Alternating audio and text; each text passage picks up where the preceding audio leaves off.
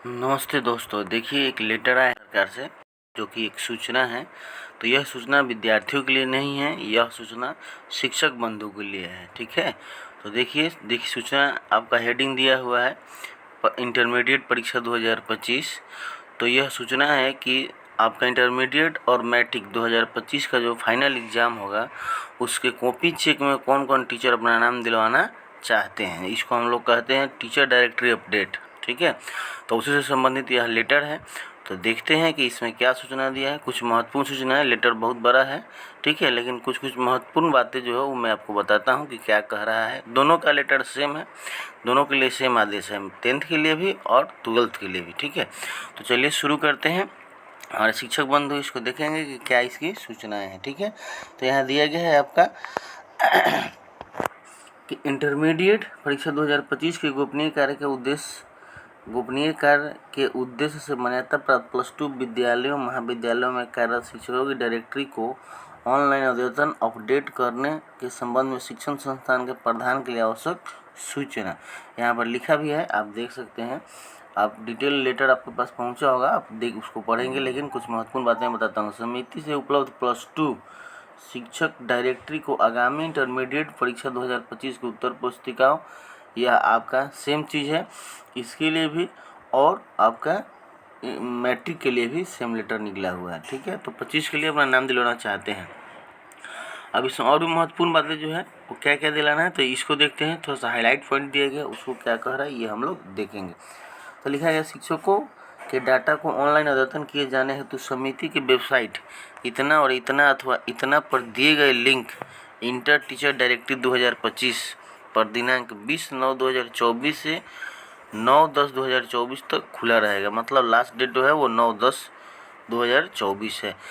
इस कार्य के विशेष रूप से यह अवश्य ध्यान दिया जाए कि किसी भी परिस्थिति में मृत शिक्षक, सेवानिवृत्त शिक्षक, स्थानांतरित शिक्षक, काली सूची में शामिल शिक्षकों अथवा विषय से भिन्न शिक्षकों का नाम इस सूची में कदापि अपलोड नहीं किया जाए। यह भी स्पष्ट किया जाए कि जो शिक्षक फरवरी 2025 के अंतिम तिथि को सेवानिवृत्त हो जाएंगे वैसे शिक्षकों का भी इस सूची में अद्यतन अपडेट नहीं किया जाएगा। और महत्वपूर्ण बातें देखते हैं और क्या दिया गया है। जो हाईलाइट पॉइंट है आपका ये रह गया आपका। देखिए इसमें क्या क्या चाहिए ये आपको मैं बताता हूँ। महत्वपूर्ण बातें जो है उसमें क्या चाहिए, तो देखिए यहाँ पर दिया गया है आपको क्या भरना है। यहाँ है आपका डिस्ट्रिक्ट का नेम, ये ऑलरेडी उसमें लोडेड रहेगा, आपको अलग से कुछ नहीं भरना है। ठीक है, भरने मात्र में सिर्फ ये जो बॉक्स में दिया है यही है। जैसे हम लोग उस जो साइट दिया गया उस पर जाकर लॉगिन करेंगे, आईडी पासवर्ड डालेंगे तो सीधे यहाँ वाला पेज पर आपको आ जाएगा। और उसके बाद बस हम लोग को अपडेट करना और कुछ करना नहीं है। इसमें अपडेट में क्या क्या मांग रहा है, क्या क्या लेकर जाना है सभी शिक्षकों का, ठीक है, उस बातों को मैं आपको बताता हूँ। जैसे देखिए यहाँ पर दिया गया है आपका सीरियल नंबर 1 नंबर में रहेगा, उसको टीचर का नाम रहेगा, टीचर का अपॉइंटमेंट, कब ज्वाइनिंग हुआ था, डिजाइनेशन, क्या पद का नाम है, उसके बाद आपका हो गया, उसके बाद जेंडर यहाँ पर, उसके बाद क्वालिफिकेशन, हाईएस्ट क्वालिफिकेशन, उसके बाद सब्जेक्ट ऑनर्स, सब्जेक्ट कौन ऑनर्स में कौन सब्जेक्ट था, पोस्ट ग्रेजुएट क्या 2 सब्जेक्ट से, अगर पीजी है तो दोनों सब्जेक्ट का यहाँ मेंशन करना है, date of joining in service, ठीक है, उसके बाद डेट ऑफ बर्थ, उसके बाद लिखा है date of retirement, mobile number, email ID, bank account, bank का नाम, आईएफएससी कोड, आधार नंबर, और यहाँ पर फोटो अपलोड करना है, और यहाँ पर सिग्नेचर अपलोड करना है। और कोई उनके बारे में जानकारी है तो यहाँ भरना है, और स्टेटस यहाँ पर दिया गया है। और फोटो और आपका जो है सिग्नेचर का जो साइज़ है वो ऑलरेडी साइबर वाले हमारे ठीक कर देते हैं, लेकिन यहाँ पर देख लेंगे क्या दिया गया है। आपका दिया गया है आपका 20 से 50 KB और 10 से 20 KB का सिग्नेचर होना चाहिए, और फोटो और 20 से 50 KB का होना चाहिए। और कुछ महत्वपूर्ण बातें देखते हैं। ये जो क्या दिया है 9 नंबर में, इसमें लिखा गया है कि +2 विद्यालय महाविद्यालय के प्रधान के लिए वैसे शिक्षकों के संबंध में निर्देश जिनका नाम एवं संपूर्ण विवरण समिति के पोर्टल पर पूर्व से अपलोड है। तो पहले से जिनका है उनका थोड़ा बहुत मॉडिफाई कर देना है, थोड़ा बहुत चेंजेस होता है, क्योंकि ऑलरेडी जैसे खुलेगा तो उसमें सब कुछ दिया रहता है। जो वहाँ पर आपको चेंजेस करना होता है वो महत्वपूर्ण बात हम लोग परिवर्तन कर सकते हैं। जैसे कि नहीं, का मान लीजिए कि आपका कोई डिग्री बढ़ गया है, ठीक है, तो ये मोबाइल नंबर बदल गया है, तो उस हम लोग अपडेट कर सकते हैं, उन्हीं के लिए यह 9 नंबर है। आगे और देखते हैं क्या दिया हुआ है 10 नंबर में। कह रहा है कि +2 विद्यालय महाविद्यालय के प्रधान के लिए वैसे शिक्षकों के संबंध निर्देश जिनका नाम एवं संपूर्ण विवरण डाटा समिति के पोर्टल पर पूर्व से अपलोड नहीं है। अब जिनका पूर्व से अपलोड नहीं है उनका पूरा अपलोड करना होगा, ठीक है। पूरा डिटेल जितना ऊपर दिया था बॉक्स में 1 से लेकर 20-22 तक जो भी है वो तो उतना डाटा उनका अपलोड करना है। 11 नंबर में आपका +2 स्तर के विद्यालय महाविद्यालय जिनका नाम तथा वहाँ के कार्यरत आरती शिक्षकों का नाम समिति के पोर्टल पर उपलब्ध नहीं है के संबंध में निर्देश है, ठीक है।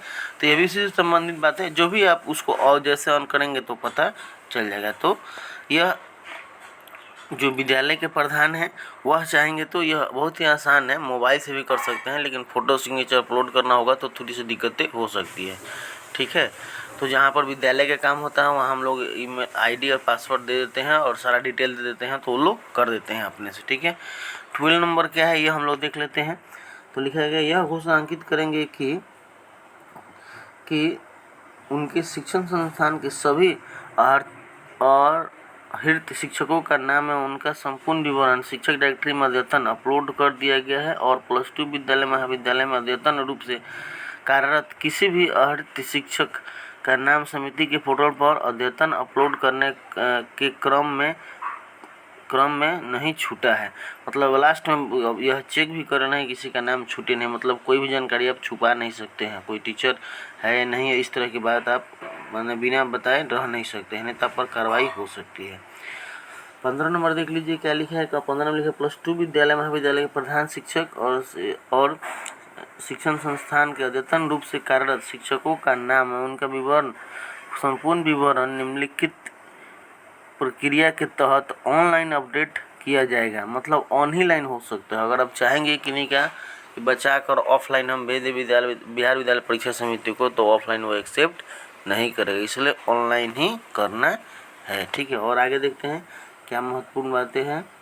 60 नंबर देख लेते हैं। देखिए क्या लिखा गया है। कह रहा है आपका कि +2 विद्यालय महाविद्यालय के प्रधान द्वारा विहित प्रपत्र में भरे गए अहर्त शिक्षकों के नाम तथा उससे संबंधित विवरणों में यदि कोई त्रुटि पाई जाएगी तो उसका संपूर्ण उत्तरदायित्व संबंधित शिक्षक संस्थान के प्रधान की होगी और उनके विरुद्ध कठोर अनुशासनिक कार्रवाई जिसमें निलंबन विभागीय कार्रवाई भी सम्मिलित है और की अनुशंसा भी की जाएगी। मतलब जो भी इन्फॉर्मेशन भरना है सही भरना है, गलत नहीं भरना है, ठीक है। और कुछ है बस इतना ही है। और थोड़ा सा देख लेते हैं कि ये था इंटर का, तो मैट्रिक के लिए क्या है उसको देखते हैं थोड़ा। ये देखिए मैट्रिक के लिए यहाँ पर लिखा गया वार्षिक माध्यमिक परीक्षा 2025, ठीक है। यहाँ पर वही बात है आपका कि हम आगामी वार्षिक माध्यमिक परीक्षा 2025 को उत्तर पुस्तिकांक का मूल्यांकन और परीक्षा संबंधी विभिन्न गोपनीय कार्यों हेतु संपादन के उद्देश्य से विद्यालय के प्रधान द्वारा विहित प्रपत्र ऑनलाइन अद्यतन अपलोड किया जाना आवश्यक है। तो यह 10th के लिए है, सेम सभी सूचनाएं सेम है, आपका इंटरमीडिएट का भी और 10th का भी दोनों का सेम है। तो बस दोनों में इतना ही काम करेंगे, डिटेल इसमें भी उतना ही भरना है, 22 कॉलम तक सबका डिटेल भरना है, ठीक है। और जो भी निर्देश हैं दोनों के लिए है सेम है, ठीक। तो चलिए आशा करते हैं कि वीडियो अच्छा लगा होगा। धन्यवाद।